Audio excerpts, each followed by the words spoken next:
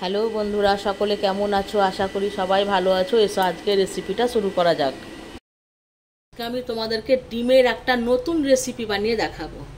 এই দেখো, এখানে আমি 7টা ডিম ভেঙে রেখেছি, দুটো মাঝারি সাইজের পেঁয়াজ কুচি করে কেটেছি, একটা টমেটো মাঝারি সাইজের কুচি করে কেটেছি, খুব কুচি করে, আর 4টে আলু আমি সেদ্ধ করে রেখেছি, আর 3টে কাঁচা লঙ্কা কুচি করে কেটে রেখেছি, আর পরিমাণ মতো সাদা তেল নিয়েছি। সেদ্ধ আলু, কাঁচা লঙ্কা কুচি, পেঁয়াজ কুচি, টমেটো কুচি, আর স্বাদ মতো লবণ, সবগুলোকে আমি ভালো করে হাত দিয়েই মেখে নেব বন্ধুরা, ঠিক আছে? এরকম করে সবকে হাত দিয়ে মেখে নেব।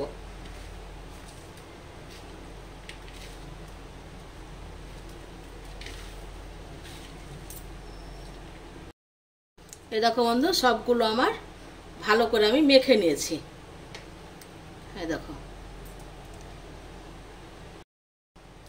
এবার ডিমের মধ্যে অল্প করে লবণ দিয়ে দিচ্ছি।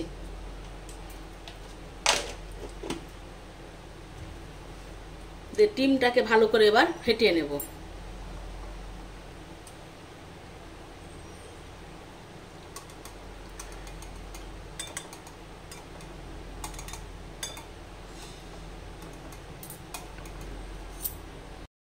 এই দেখো বন্ধুরা, ডিমটাকেও আমি ভালো করে ফেটিয়ে নিলাম।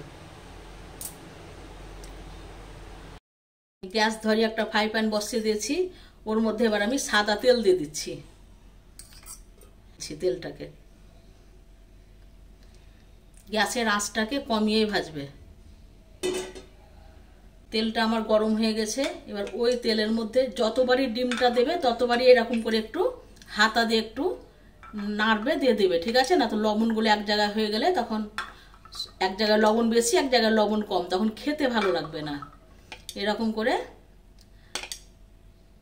এই যে এরকম করে ডাবু দিয়ে ডিমটাকে আর একবার করে নাড়বে, দিয়ে দিবে। দিয়ে আমি এর মধ্যে আর একটু পরিমাণে দিচ্ছি, তোমরা এটা যে যেমন করে দিবে।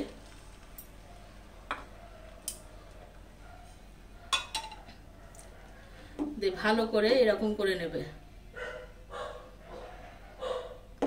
সমান করে ফ্রাই প্যানটাকে এভাবে ঘুরিয়ে নেবে। দেখো, পুরো ফ্রাই প্যানে আমার হয়ে গেল। দিয়ে এবার যে উপকরণটা আমি মেখে রেখেছিলাম ওইটাকে আমি এরকম করে নিয়ে নিচ্ছি।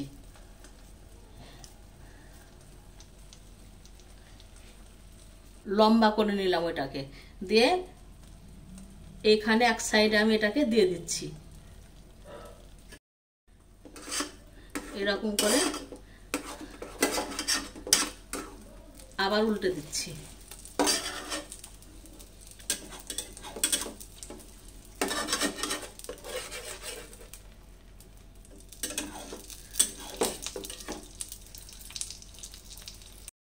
এই দেখো, এটা আমার ভাজা হয়ে এসেছে। এরকম করে খুব সাবধানে করে যেভাবে পাটিসাপটা বানাও ওইভাবে করে খাবে। দেখো, ডিমের অমলেট তো খাই, ডিমেরই অমলেট খাবো, কিন্তু একটু অন্যরকম করে খাবো। আলুটা আবার লম্বা করে দিয়ে দিচ্ছি, দিয়ে পাটিসাপটার মতো এমনি করে জড়িয়ে উল্টে নেব।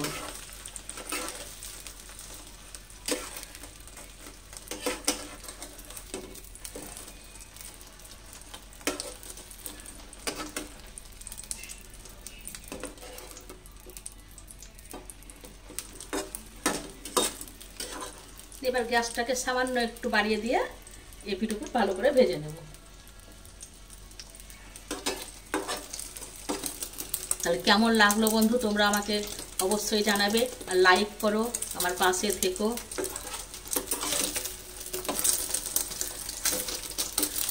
এবার আমি এটাকে উল্টে দিচ্ছি।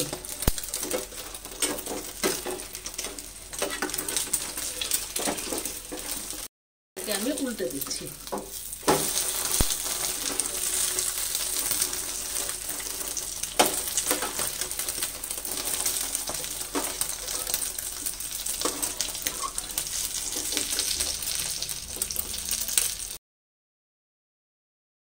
এটাও আবার অন্য পাত্রে তুলে নিচ্ছি।